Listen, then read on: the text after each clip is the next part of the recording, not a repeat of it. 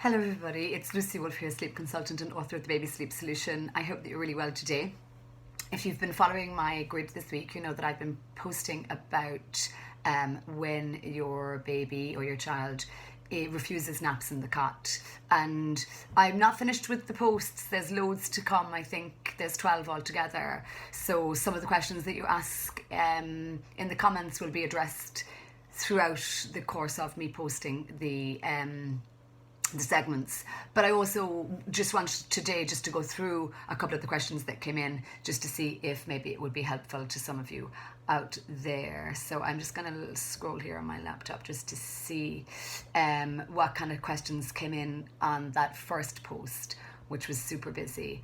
So look, actually the first question was actually from Niamh, and she asked, would my book help with self-settling for a 1-year-old baby who doesn't sleep through the night and can't get back to sleep, and he talks and sings. And I suppose, look, yes, my book addresses your child's sleep from birth to 6 years of age, and I have two different approaches. So I have a different approach for under 6 months, and then I have again another approach for over 6 months. So lots of people often feel that the book is only from 6 months when it isn't. It's from birth, and I suppose ideally you would have it before your baby is born, and you can start implementing my suggestions from early on, but knowing that there is huge variation in young children's sleep in the early weeks, months, and that very often what you experience is just typical infant sleep, and it's not really until 6 months plus that we start to anticipate that your baby can, if they haven't already, start to sleep better in the overnight period, and maybe start to do better where their daytime sleep is concerned. So again, I hope that helps there. So one person here has just said that the naps in the cot the 16-month-old did for a week and now is point blank refusing, so they're back in the buggy.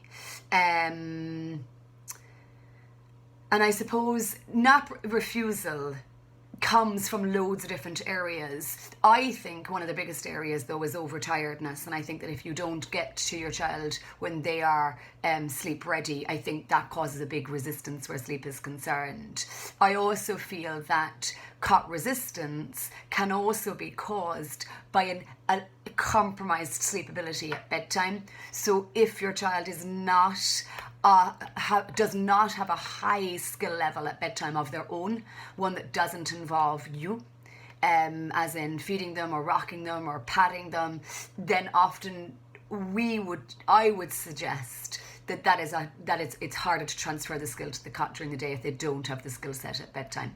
And then I also think that the lack of preparation before the nap is another big reason. So not giving a bedtime routine, not taking them away from the busyness of the household is another big reason. But the other thing, and I saw it come up quite a few times, is people asking, my child naps in the buggy, it works for us, is that bad? Or those, absolutely not. And again, like I always say, you do what works for you and what feels like it works for your family. It's only when you're dealing with a situation that doesn't feel like it's working, or you have a higher goal that you want them to sleep in their cot during the day. And again, I sometimes think that is what I would describe as best practice, but I also think that if you are going to go to childcare, so if you're going to go into a creche, I often feel it's good to establish the cot sleep at home, so this transferred more easily to the creche environment during the day. So again, somebody here who's actually worked with me had said they were tearing their hair out because they had the other way around, that their baby would only nap in the cot and wouldn't nap out and about. And I saw lots of questions about this as well.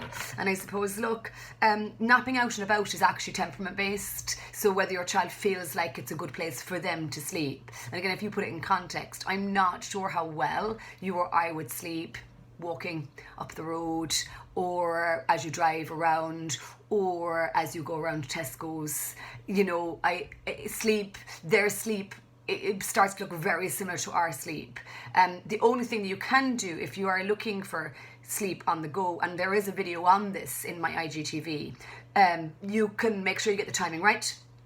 So you plan your walk or your drive when the nap is supposed to happen. And like if you're using a buggy, I normally use a snooze shade or something similar. And then I use the words, I walk with intent. So I walk to make the nap happen. And again, some children will and some children won't. But what you need to try and do is provide a non-stimulating environment. So the snooze shade or something similar will help you to achieve that. And again, I suppose I think they kind of need to be maybe have a rhythm to their day already, so you know when the nap actually should happen, so that it's not completely ad hoc. Somebody else here, Hannah, you have been following the book for 2 weeks and you had a little blip because you've got the sickness bug. And this happens, so I always tell my clients that when they're working with me in the month, they will have a week of sickness or a week of teething. Not that I wish that on them, but it's very typical, if that makes any sense. So sorry, what did you say? Well, you say your sleep is 1,000 times better than it was 2 weeks ago, which is good. But again, what I would say to you is that once the sickness period has passed, if you've had to go back to an earlier stage, that's fine. And again, there's an IGTV on this too, on recovering sickness and teething. And then you try and work through it again. And I'm always really confident that if you've been making progress and improving things, the sickness is literally just a blip. And then the good sleep will rise back up to the surface. Don't go too far off book. That's the thing. So you don't change what you've been doing. I think I had a message yesterday that suggested that somebody had done my approach for a week and then they'd gone back to their usual strategies after the week. And then I suppose you know that when it's results based, you know that you're not going to get the goal that maybe you initially set out if that you kind of go back to your, I suppose I call it opening up the wound. And again, but you need to make those decisions for yourselves, like what feels good for you, what works for you, what do you think suits your baby. And I get loads of questions from you guys, asking me questions that I feel are in-house decisions that you make yourselves, like when should you start, when can you have 3-4 weeks in a row together. All those things are really important as you begin, and I kind of feel I did my best when I wrote the book to make sure that the information that was there allowed you to create a plan for yourself. And I know that loads of things happen and it's difficult then sometimes to see the wood for the trees, but then I guess working with me on a one-to-one basis eliminates that, if that makes any sense to you. So one person here has just said that making sure the afternoon nap is enough to carry their little person through until bedtime is the main issue. And again, nap number 2 or nap number 3, nap number 2 is a tricky customer. It takes a bit of time to establish, so you would need to be actively working on your sleep for probably 3-4 weeks before we maybe see that nap start to grow.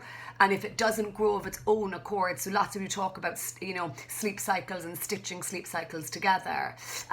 I have a lot of confidence that if we get the timing right and if we are allowing the sleep ability to emerge, and then also if you then start to move your naps into position, as I suggest in the chapter on naps, well, then I actually am generally confident that the nap will start to grow. But if it doesn't, and you've been working on things for maybe 2 or 3 weeks, I then maybe would start to use the stay and support approach mid-nap. But again, I don't do it at the very start of the process because I feel it's all too stressful, and I try and deal with the initial stressors, which are generally helping your baby go to sleep, and then I work on maybe trying to keep them asleep. And there's a little bit of work involved in helping them learn to, I call it stitching the sleep together, and it just basically it's just helping their body not to wake up too soon. Now, lots of you who have naps of 30-minute naps, your baby's maybe under 6 months and then we don't feel that the nap rhythm is established, and that is quite typical. That said, 30-minute naps often indicate overtiredness, and that can also be another reason for the short naps. There is an IGTV on short naps, but then I do see somebody here saying, yes, I act on the first sleepy cue and I take my little one up to nap. I do the same nap time room, but it's most of the time it's a battle, and he normally only sleeps for 30 minutes. It's rare for him to nap for anything over an hour. So I suppose sometimes it's a case of figuring out, is the cue that you're seeing a true read on the situation or not? So I suppose I sometimes get a bit prescriptive, and it depends on your child's age range, but what I might sometimes do is time the nap. I might just say, look, an hour and 40 minutes after getting up, if your baby is 6 months plus, I prepare for nap number 1. I give them a 10 or 15 minute bedtime routine, and I really try and land the nap that way, and I pace out the day in a similar way as the day unfolds. So look, more to come on naps. And of course, there's all of the information in my book, The Baby Sleep Solution, and there's lots of content on my website, sleepmatters.ie. And of course, if you'd like to work with me directly, you can email me, lucy@sleepmatters.ie as well.